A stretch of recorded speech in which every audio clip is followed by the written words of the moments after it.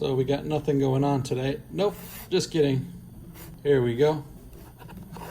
We are looking at the SSC909, as you can see there, and this watch goes for $700.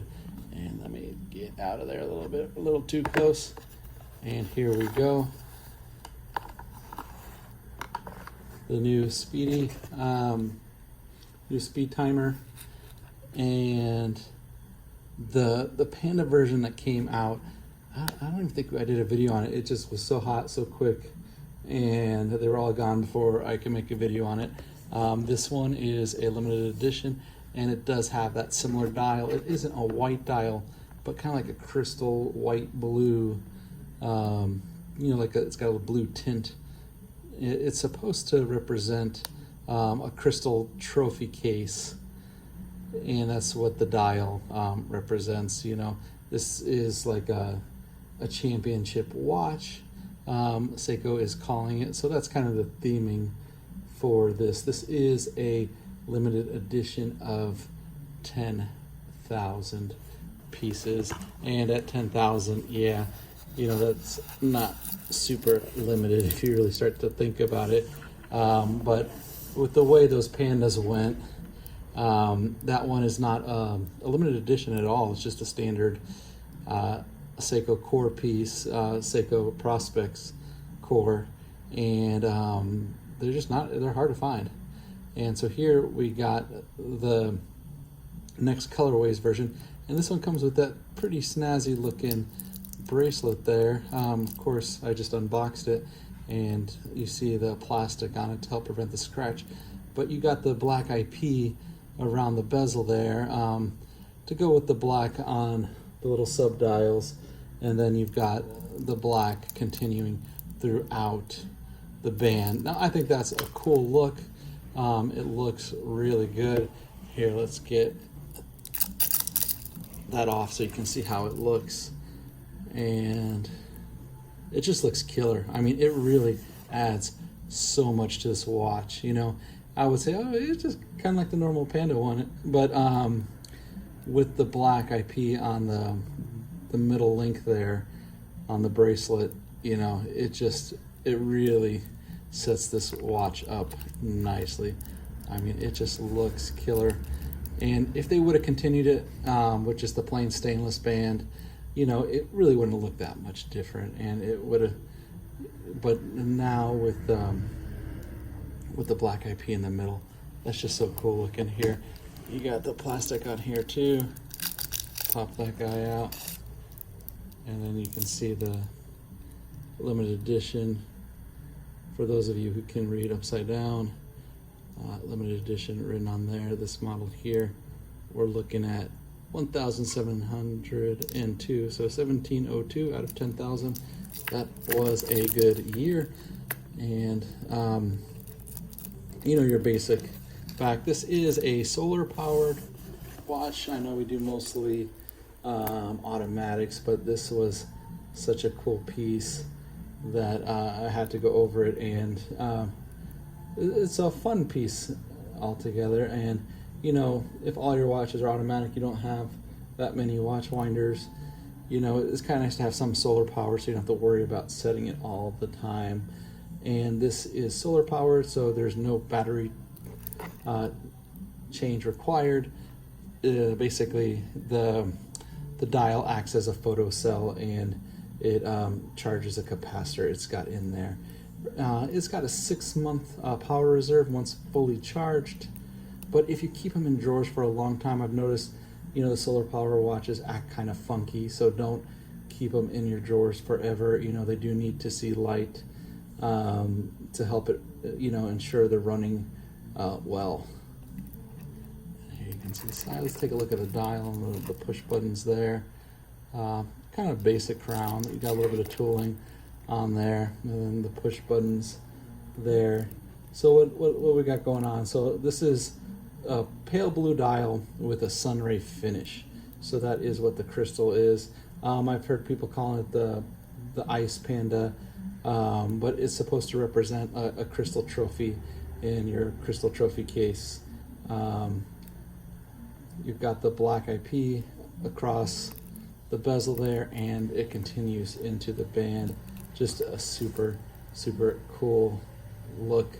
It's got a screw down case back, and let me check the bezel, the crown here. Nope, not screw down, just push down, just so you all know.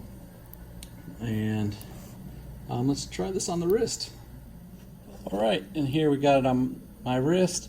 My wrist is a 7.5 inch wrist, and you can see it's not a large watch at all. This one here, I believe it was 39 millimeters on the watch head there. So it just looks really cool. I keep looking at the dial. You know, at first when I saw the dial, I thought it was white when I saw them online. And then when I opened it, I was surprised because it kind of has that mirror effect to it. The crystalling, like you could see it there with the light. I'm using natural light here. The light's coming up through the window just so you guys can get a good idea of how it looks. And because of that kind of mirror finish, it's really showing up kind of crazy there. But, you know, when I saw it in the box, when we just opened it up, you know, it was kind of cool. But then once you get on the wrist, man, it just looks really cool on the wrist. You know, in the box, I was like, yeah, you know, that's all right. But then once you pop it on, and then the way, look at that flash, you know. If you're ever, you know, trapped on a desert island somewhere, you need to flag a ship down or something there, the way that dial kind of screams back at you in the reflection, you know, you'll be signaling you know, ship help in no time. Don't actually go use that for that, but you get the point. So you can see it there with the reflection. It's just an overall cool piece. I think it's a great addition to their Speedtimer lines. You know, Seiko does so much dive, so many dress watches. It's nice that they got these racing watches now. And again, 39 millimeter there. And as you saw with the crown there, the stem, it is not a screw down, but it is 100 meter water resistant, or that's 10 bar, or 330 feet. So really cool. The sub dial there, that's your second hand. It kind of acts as a stopwatch, and I've explained it in some other videos, but once you push it, it acts as a stopwatch going around. The normal second hand on top here that you would see with the normal watch, that's not your normal second hand. It is actually one of the sub dials there, the one there at the 9 o'clock. So let's take this baby in the dark and see how the lume is on it. I'm interested to see, because this is you know, a racing watch. It isn't your standard dive watch. So, you know, some of the dress watches they make, some of the Presages and stuff, they don't really put too much lume on them occasionally. So let's see what we got going on here. It looks like you got a little bit there, but let's take it in the dark. All right, so here we got it. We're in the dark room, and you got some good lume on this guy here. You got lume on the markers, the 12, 3, the 6, and the 9, and then of course the hands have got the lume on them as well. Not super bright, but you can still tell the time when it's dark. You know, that always sucks when you have a watch with no lume and you just sit there and look at it in a dark room and you're like, oh wow, that was useless. But no, this is a cool watch overall. The watch again is a limited edition piece, 10,000. Now, yeah, there's 10,000 of them, but the Speedtimers and Seiko, they go for around $675. For this model here, they're asking $700. So it's really only $25 more compared to the normal Panda and other Speedtimers from Seiko. So you're not really paying for that limited edition price. So I think that's pretty cool. I think just the 25 extra bucks is worth the extra black IP on there. You know, just it looks killer.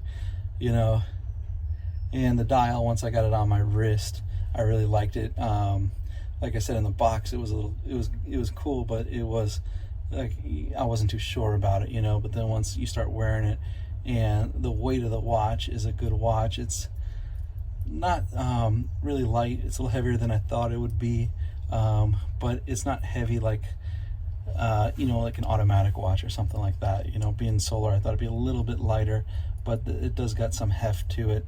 I kind of like the heft to it, and the 39 millimeters. I think it would look a little more awkward if it was a little larger. You know, being a Speedtimer, it just looks cool at that 39 millimeter size. So thank you for watching. Please like and subscribe.